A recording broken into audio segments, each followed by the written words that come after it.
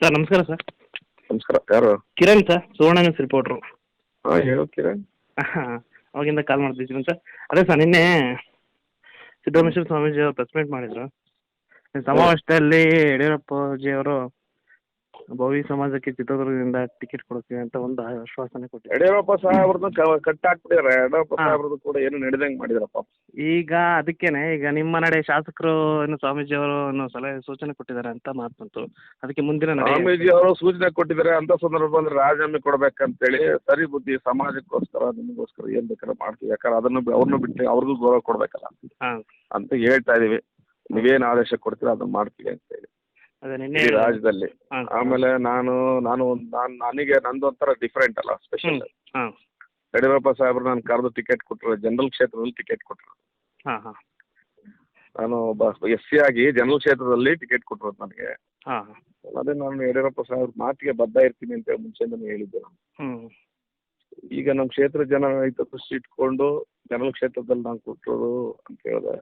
ಆದರೂ ಕೂಡ ಸಮಾಜ ಬಂದಾಗ ಸ್ವಲ್ಪ ನೋಡಪ್ಪ, ಯಾರು ಇದು ಮಾಡ್ತಾರೆ, ನೀವು ಸಮಾಜಕ್ಕೆ ಒಂದು ಸಲ ಸ್ಪಂದಿಸೋದಿಲ್ಲ, ಒಂದು ಕಾರ್ಯಕ್ರಮ ಬರೋದಿಲ್ಲ, ಹ್ಞೂ ಏನಕ್ಕೂ ಭಾಗವಹಿಸೋದಿಲ್ಲ, ಸಮಾಜ ಬೇಕೇ ಇಲ್ವ ಆ ಥರ ಒಂಥರ ನನಗೆ ಇದ್ರ ಥರ ಮಾತಾಡಿದರು. ಹಾಂ ಯಾವುದೋ ನೀವು ಕಾರ್ಯಕ್ರಮ ಬರಲ್ಲ, ಸಮಾಜನೇ ದೂರ ಇಟ್ಬಿಟ್ಟಿದ್ಯಾ ಅಂತ. ಈಗ ಅದೇ ಹಾಗಾಗಿ ಹಾಂ ಹಾಂ ಅನಿವಾರ್ಯ ಬಂದರೆ ನೋಡೋಣ ಬಗ್ಗಿ ಏನು ಇರ್ತೀರ ಅದಕ್ಕೆ ಮಾಡೋಣ ಅಂತ ಹೇಳಿದ್ವಿ. ಈಗ ಟಿಕೆಟ್ ಕೊಡದೇ ಇದ್ದಲ್ಲಿ ಇನ್ನು 3-4 ದಿನಗಳಲ್ಲಿ ಒಂದು ಶಿವಮೊಗ್ಗದಲ್ಲಿ ಒಂದು ದೊಡ್ಡ ಸಮಾವೇಶ ಮಾಡಿ ಸರಿಯಾದ ತೀರ್ಮಾನ ತಗೊಳ್ತೀವಿ ಅಂತ ಒಂದು ಮಾತನ್ನು ಸಹ ನಿನ್ನೆ ಹೇಳಿದರು. ಒಂದು ರೀತಿ ಎಚ್ಚರಿಕೆ ಕೊಟ್ಟರು BJP ಅವರಿಗೆ ಸರ್. ಅದೇ ಹೇಳ್ತಾರೆ, ಅದು ರಾಜೀನಾಮೆ ಕೊಡ್ಬೇಕಾ ಸ್ವಲ್ಪ ಪರಿಸ್ಥಿತಿ ಬಂದರೆ ಇಬ್ಬರು MLAಗಳು ಹಾಂ ರಾಜೀನಾಮೆ ಕೊಡಬೇಕು ಅಂತ ಹೊರೆ ಪರಿಸ್ಥಿತಿ ಒದಗಿ ಬಂದರೆ ಹಾಂ ಮಾಡಬೇಕು, ಸಮುದಾಯಕ್ಕೋಸ್ಕರ ಮಾಡ್ತೇವೆ ಅಂತ ಸಮುದಾಯಕ್ಕೋಸ್ಕರ ಮಾಡಬೇಕು. ನೀವು ಯಾವ ಟೈಮಲ್ಲಿ ರಾಜೀನಾಮೆ ಕೊಡಕ್ಕೆ ಹೋಗ್ತೀರಾ, ಎದುರಿಸ್ತೀರಾ, ಹ್ಞೂ ಇಂಥ ಸಂದರ್ಭ ಬಂದರೆ ಇದೊಂದ್ಸರಿ ನೋಡ್ರಿ ಏಕಂತ ಹೇಳ್ತಾರೆ. ಅದಕ್ಕೆ ನಿಮ್ಮ ಪ್ರತಿಕ್ರಿಯೆ ಅಂತ ಅದಕ್ಕೆ ನೋಡೋಣ ಏನು ಆದೇಶ ಕೊಡ್ತೀವಿ ಅದನ್ನ ಮಾಡೋಂಥ. ಸಮಾಜ ಬಿಟ್ಟು ಇದನ್ನ ಬಿಟ್ಟು ಏನಿರೋದಿಲ್ಲ, ಸ್ವಾಮೀಜಿಗಳು ಗೌರವ ಕೊಡ್ತೀವಿ ಅಂತ ಹೇಳಿದ್ವಿ ನಾವು. ಹಾಂ ಏನು ಯಾವಾಗಿದ್ರದ್ದು ಇದೆ ಅಲ್ವಾ. ಹಾಂ ಹಾಂ ಹಾಂ ಹಾಂ, ಓಕೆ ಹಾಂ ಸರ್. ಹಾಗಾಗಿ ಅದನ್ನ ಹೇಳಿದೀವಿ. ಅಂತ ಸಂದರ್ಭ ಬಂದ್ರೆ ನೋಡೋಣ ಬುದ್ಧಿ ರಾಜೀನಾಮೆ ಕೊಡಕ್ಕೆ ಹಿಂದೆ ಮುಂದೆ ನೋಡೋಣ. ಇದು ಗೂಳಿಹಟ್ಟಿ ಚಂದ್ರಶೇಖರ್ ಅವರ ಮಾತು. ಈ ಬಗ್ಗೆ ಮತ್ತಷ್ಟು ಮಾಹಿತಿಯನ್ನ ಕೊಡ್ತಾರೆ ನಮ್ಮ ರಿಪೋರ್ಟರ್ ಕಿರಣ್. ಗೂಳಿಹಟ್ಟಿ ಚಂದ್ರಶೇಖರ್ ಅವರ ರಿಯಾಕ್ಷನ್ ಅನ್ನ ಕೇಳ್ತಾ ಇದ್ರೆ ಚಿತ್ರದುರ್ಗ ಬಿಜೆಪಿ ಲೋಕಸಭೆ ಟಿಕೆಟ್ ವಿಚಾರದಲ್ಲಿ ಭಿನ್ನಮತ ಇರೋದು ಮತ್ತಷ್ಟು ಸ್ಪಷ್ಟ ಆಗ್ತಾ ಇದೆ ಅಲ್ವಾ?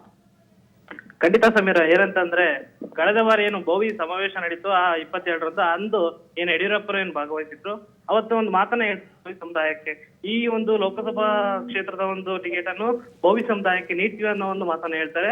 ಆದ್ರೆ ಇಂದಿನ ದಿನಗಳಲ್ಲಿ ಏನಂತಂದ್ರೆ ಈಗ ಆನೇಕಲ್ ನಾರಾಯಣ ಸ್ವಾಮಿಗೆ ಬಿಜೆಪಿಯಿಂದ ಟಿಕೆಟ್ ಕೊಡ್ತಾರೆ ಅನ್ನೋ ಒಂದು ಮಾತು ಕೇಳಿ ಬರ್ತಾ ಇದೆ. ಇದಕ್ಕೆ ಏನಂತಂದ್ರೆ ಭೋವಿ ಸಮುದಾಯದ ಸ್ವಾಮೀಜಿ ಅವರು ನಿನ್ನೆ ಒಂದು ಪತ್ರಿಕಾಗೋಷ್ಠಿಯನ್ನು ನಡೆಸಿದ್ರು. ಏನಂತಂದ್ರೆ ಬಿಜೆಪಿ ಅವರು ಕೊಟ್ಟ ಮಾತನ್ನು ತಪ್ತಾ ಇದ್ದಾರೆ. ಇದೇ ಆದ್ರೆ ನಾವು ಒಂದು ರೀತಿ ಶಿವಮೊಗ್ಗದಲ್ಲಿ ಒಂದು ಸಮಾವೇಶ ಮಾಡಿ ಒಂದು ನಿರ್ಧಾರನ ತಗೊಳ್ತೀವಿ ಅಂತ ಒಂದು ಮಾತನ್ನ ಹೇಳಿದ್ರು. ಇದಕ್ಕೆ ಸಂಬಂಧಪಟ್ಟಂಗೆ ಏನು ಗೂಳಿಹಟ್ಟಿ ಶೇಖರ್ ಅವ್ರನ್ನ ಕೇಳಿದ್ರೆ ಏನಂತಂದ್ರೆ ಗೂಳಿಹಟ್ಟಿ ಶೇಖರ್ ಅವ್ರು ಹೇಳೋದು, ನಾವು ಸಮುದಾಯಕ್ಕೆ ಭದ್ರಾಗಿರ್ತೀವಿ. ಯಾಕಂತಂದ್ರೆ ಈ ಜಿಲ್ಲೆಯಲ್ಲಿ ಲೋಕಸಭೆ ವಿಚಾರವಾಗಿ 3 ಜನ ನಾವು ಶಾಸಕರಿದ್ದೀವಿ ಇಲ್ಲಿ. ಹಾಗಾಗಿ ಸಮುದಾಯ ಏನೋ ಒಂದು ತೀರ್ಮಾನ ತಗೊಳ್ತೀವಿ, ಅದಕ್ಕೆ ನಾವು ಭದ್ರಾಗಿರ್ತೀವಿ. ಒಂದು ಮುಂದೆ ರಾಜೀನಾಮೆ ಕೊಡೋಕು ಅಂತ ಹೇಳಿದ್ರೆ ಸ್ವಾಮೀಜಿ ಅವರು, ಅದಕ್ಕೆ ನಾವು ಭದ್ರಾಗಿ ರಾಜೀನಾಮೆಯನ್ನು ನೀಡ್ತೀವಿ ಅನ್ನೋ ಒಂದು ಮಾತನ್ನ ಗೂಳಿಹಟ್ಟಿ ಶೇಖರ್ ಅವರು ಹೇಳಿದ್ದಾರೆ. ಓಕೆ, ಥ್ಯಾಂಕ್ ಯು ಕಿರಣ್ ತಮ್ಮೆಲ್ಲ ಮಾಹಿತಿಗೆ.